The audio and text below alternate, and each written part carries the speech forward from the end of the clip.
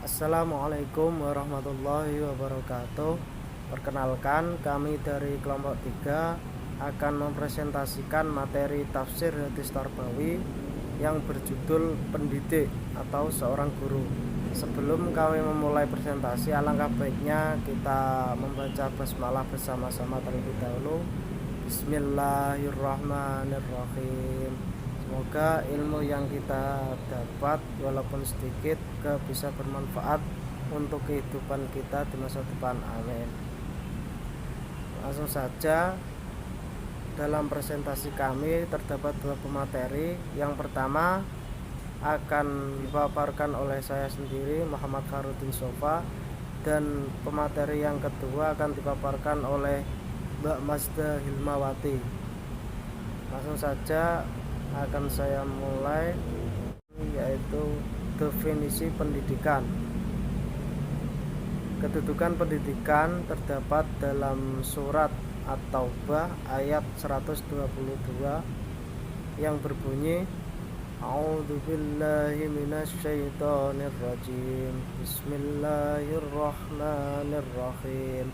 Wa ma kanal mu'minuna liyanfiru kaffah falaula nafara min kulli firqatin minhum ta'ifatun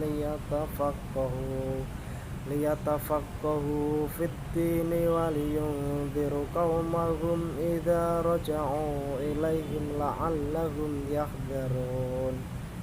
Artinya, tidak sepatutnya bagi mukminin itu pergi semuanya ke medan perang. Mengapa tidak pergi dari tiap-tiap golongan di antara mereka beberapa orang untuk memperdalam pengetahuan mereka tentang agama dan untuk memberi peringatan kepada kaumnya apabila mereka telah kembali kepadanya, supaya mereka itu dapat menjaga dirinya. Al-Quran Surat At-Taubah ayat 122. Ayat di atas mengajarkan tentang kewajiban menuntut ilmu, disusul dengan kewajiban mengajarkannya dan memberi pelajaran kepada orang yang tidak mencari ilmu. Kata pendidik itu berasal dari kata didik yang berarti memelihara, merawat, dan memberikan latihan agar seseorang memperoleh informasi yang diharapkan. Pendidik dalam Kamus Bahasa Indonesia yaitu diartikan sebagai orang yang mendidik. Sedangkan dalam bahasa Inggris secara etimologis mirip dengan arti pendidik, seperti halnya teacher yang berarti guru dan tutor yang memiliki arti guru pribadi. Sedangkan dalam bahasa Arab, kata-kata seperti al-muallim atau yang biasa kita sebut guru, murabbi yang artinya mendidik, mudarris guru, dan ustadz yang memiliki arti emosional atau sebuah rasa, kognitif yang artinya penemuan, dan psikomotor yang artinya niat. Pendidik berfungsi sebagai bapak spiritual bagi anak didik, memberikan pengetahuan, menumbuhkan akhlak mulia, dan mengkoreksi perilaku-perilaku yang buruk yang dilakukan oleh peserta didik.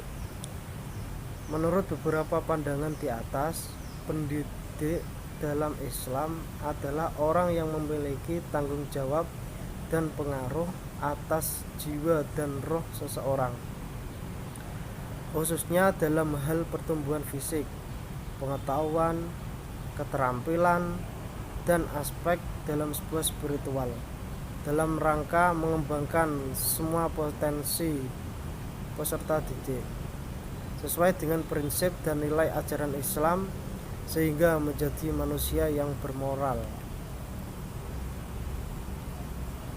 Yang kedua, kompetensi pendidik. Kompetensi pendidik antara lain, yang pertama yaitu kompetensi profesional.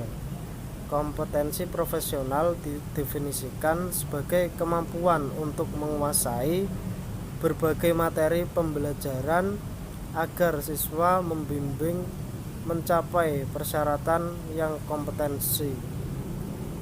Di dalam Al-Quran diterangkan pada surat Yusuf ayat 111 yang membahas sebuah kisah-kisah para nabi terdahulu dan menyadari bahwa Al-Quran itu benar sebagai petunjuk serta sebagai pengajaran bagi orang yang berakal.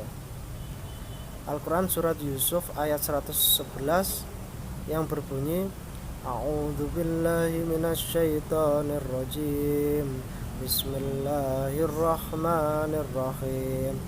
Laqad kana fi qasasihim ibratun liulil albab. Ma kana hadisan yuftara walakin tasdiqal ladzi baina yadayhi wa tafsila kulli syai'in wa hudan wa rahmatan liqaumin yu'minun. Artinya, sungguh pada kisah-kisah mereka itu terdapat pengajaran bagi orang yang mempunyai akal. Al-Quran itu bukanlah cerita yang dibuat-buat, tetapi membenarkan kitab-kitab yang sebelumnya, menjelaskan segala sesuatu dan sebagai petunjuk dan rahmat bagi orang-orang yang beriman. Al-Quran surat Yusuf ayat 111. Penjelasan ayat di atas yaitu Allah Subhanahu wa taala mengungkapkan kebenaran dalam kisah para rasul dan umat mereka, serta bagaimana Allah telah menyelamatkan orang beriman dan membunuh orang-orang kafir. Seperti ayat ibratul liulil albab bima kana hadisai yuftara. Terdapat pengajaran bagi orang yang mempunyai akal. Al-Quran itu bukanlah cerita yang dibuat-buat. Maksudnya dalam Al-Quran tidak seharusnya didustakan dan dibuat-buat dari selain Allah Subhanahu wa taala. Lalu ayat walakin tasdiqal ladzi baina yadayhi yang artinya tetapi membenarkan kitab-kitab yang sebelumnya, yang dimaksud yakni kitab-kitab yang diturunkan dari langit, dan membenarkan apa yang benar dari isinya, membantah pemutarbalikan, penyelewengan dan perubahan yang terjadi di dalamnya, dan menentukan mana yang dinasakh atau yang dihapus dan mana yang telah ditetapkan. Lalu ayat wa tafsila kulli syai'in yang artinya menjelaskan segala sesuatu, yang dimaksud yakni tentang konsep halal, haram, sunnah, makruh dan lainnya, menjelaskan tentang hukum-hukum. Selanjutnya, kompetensi pendidik yang kedua yaitu kompetensi personal. Ada berbagai ayat dalam kompetensi pribadi pendidik dalam berilmu yang membahas ilmu. Salah satunya terdapat dalam Al-Quran surat Al-Baqarah ayat 269 yang membahas tentang Allah Subhanahu wa taala yang menganugerahkan hikmah kepada orang-orang yang memahami dan menerima pelajaran. Al-Quran surat Al-Baqarah ayat 269 yaitu berbunyi, A'udzu billahi minasyaitonir rajim. Bismillahirrahmanirrahim. Yu'til hikmata may yasha' wa may yu'tal hikmata faqad utiya khairan katsira wa ma yadzakkaru illa ulul albab. Artinya, dia memberikan hikmah kepada siapa yang dia kehendaki. Barang siapa yang diberi hikmah, sesungguhnya dia telah diberi kebaikan yang banyak, dan tidak ada yang dapat mengambil pelajaran kecuali orang-orang yang mempunyai akal sehat. Al-Quran surat Al-Baqarah ayat 269. Dalam ayat tersebut dijelaskan bahwa firman Allah Subhanahu wa taala, yu'til hikmata may yasha', yaitu dia memberikan hikmah kepada siapa yang dia kehendaki. Artinya yang dimaksud dengan hikmah menurut Ali bin Abu Talhah adalah pemahaman terhadap sebuah Al-Quran, meliputi nasikh dan mansukhnya, muhkam dan mutasyabih, muqaddam dan muakhar, halal dan haram, dan sebuah perumpamaan. Kemudian ayat wa ma yadzakkaru illa ulul albab, dan tidak ada yang dapat mengambil pelajaran kecuali orang-orang yang mempunyai akal sehat. Yang dimaksud ayat tersebut yaitu hanya mereka yang memiliki atau yang berakal, yang dengannya mereka dapat memahami khitah atau perintah-perintah Allah, yang dapat mengambil manfaat dari ajaran dan peringatan yang telah ditetapkan oleh Allah. Menjelaskan tentang kompetensi pribadi pendidik tentang Allah Subhanahu wa taala, melimpahkan kebijaksanaan atau sebuah pengetahuan. Pemahaman yang mendalam tentang Al-Quran dan As-Sunnah merupakan salah satu kompetensi seorang pendidik pribadi. Tidak ada agama selain Islam, dan tidak ada kitab suci selain Al-Quran yang sangat menjunjung tinggi ilmu pengetahuan, menganjurkan untuk mencarinya dan memuji orang yang menguasainya, termasuk menjelaskan ilmu dan pengaruhnya di dunia dan di akhirat, untuk mendorong belajar dan mengajar, dan menetapkan sebuah aturan yang pasti untuk tujuan ini dalam sumber-sumber Islam dasar Al-Quran dan Sunnah. Sekian pemaparan dari saya. Dilanjut pemaparan materi yang kedua yang akan dipaparkan oleh Mbak Mazda Hilmawati. Kepadanya persilakan. Baik, saya akan melanjutkan presentasi berikutnya. Kompetensi selanjutnya itu kompetensi pedagogik. Kompetensi pedagogik merupakan memahami seluruh bagian potensi siswa, memahami teori dan metodologi pembelajaran dan juga pembelajaran, mampu merancang pembelajaran, kemudian mengatur setting dan menerapkannya, serta mampu melakukan pengembangan akademik dan non-akademik. Ayat ini menjelaskan bagaimana siswa memperlakukan teman sekelas mereka dengan cara yang ceria, percaya, dan penuh kasih sayang, seperti dalam Quran Surat An-Najm ayat 8-10 yang berbunyi, Bismillahirrahmanirrahim, Tsumma dana fatadalla, fakana qaba qausaini aw adna, fa'auha ila abdihi ma auha, yang artinya, kemudian dia mendekat pada Muhammad, lalu bertambah dekat, maka jadilah dia dekat pada Muhammad sejarak 2 ujung busur panah atau lebih dekat lagi. Lalu dia menyampaikan kepada hambanya Muhammad apa yang telah Allah wahyukan. Quran Surat An-Najm ayat 8-10. Ayat di atas menggambarkan bahwa kedekatan guru dan siswa harus mampu menjalin komunikasi yang efektif, memberikan tugas secara mandiri, menghindari kekerasan atau pengakangan, dan menciptakan kegiatan yang dapat merangsang otak, memberikan kesempatan kepada siswa untuk berpikir secara reflektif terhadap setiap permasalahan yang dihadapi, menghargai perbedaan individu, siswa, dan lain-lain.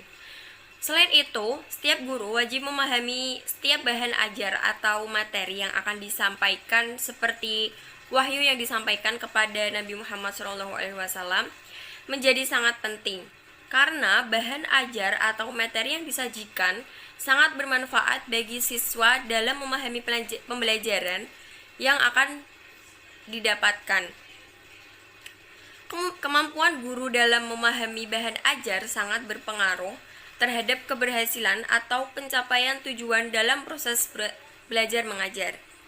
Kemudian membantu siswa dalam mengembangkan berbagai kompetensi akademik maupun berbagai potensi non-akademik.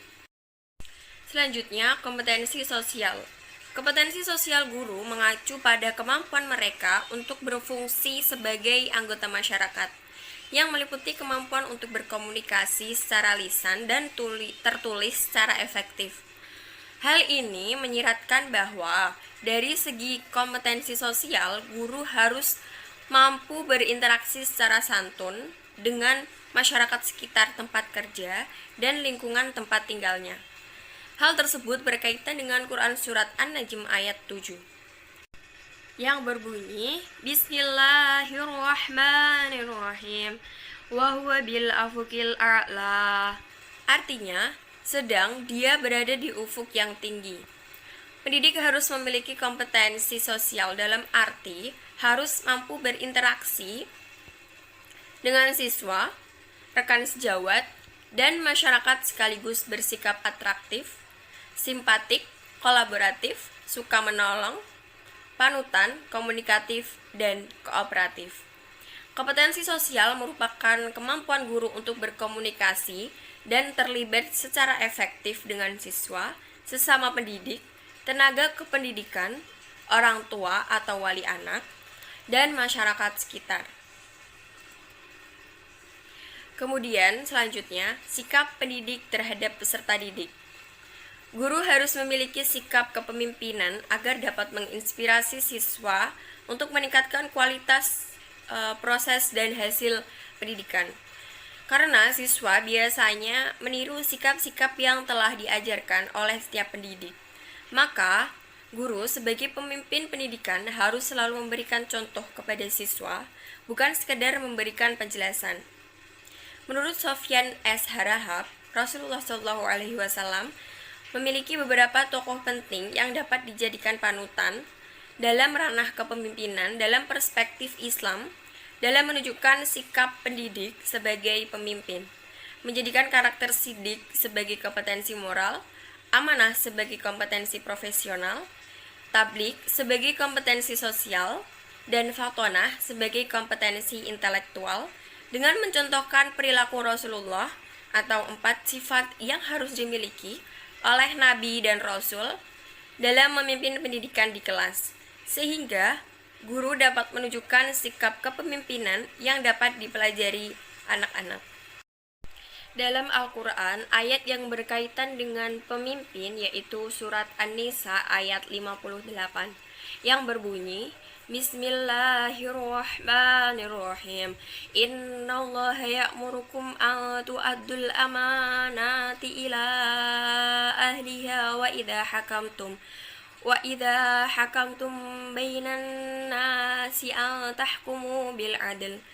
Innallaha ni'ma ya'idukum bih. Innallaha kana sami'an basira. Artinya, sesungguhnya Allah menyuruh kamu menyampaikan amanat kepada yang berhak menerimanya dan menyuruh kamu apabila menetapkan hukum di antara manusia, supaya kamu menetapkan dengan adil. Sesungguhnya Allah memberi pengajaran yang sebaik-baiknya kepadamu. Sesungguhnya Allah adalah Maha mendengar lagi Maha melihat. Ayat tersebut menjelaskan tentang bagaimana seorang pemimpin yang baik dalam menunaikan amanahnya. Jika Allah memerintahkan untuk memimpin suatu pendidikan, berarti Allah telah percaya dan memberikan amanat kepada kita. Setiap amanat yang diberikan kepada umatnya akan dipertanggungjawabkan di hari kiamat kelak. Segala bentuk konsep, fenomena, segala bentuk pencapaian akan dipertanggungjawabkan semuanya. Selain itu, pemimpin juga harus bersifat adil dalam semua hal. Dalam konteks pemimpin pendidikan, berarti harus adil terhadap semua peserta didik. Tidak membanding-bandingkan antara peserta didik yang satu dengan yang lainnya. Sekian dari kelompok kami, mohon maaf apabila ada kesalahan dalam pembacaan ayat atau yang lainnya. Terima kasih. Wassalamualaikum warahmatullahi wabarakatuh.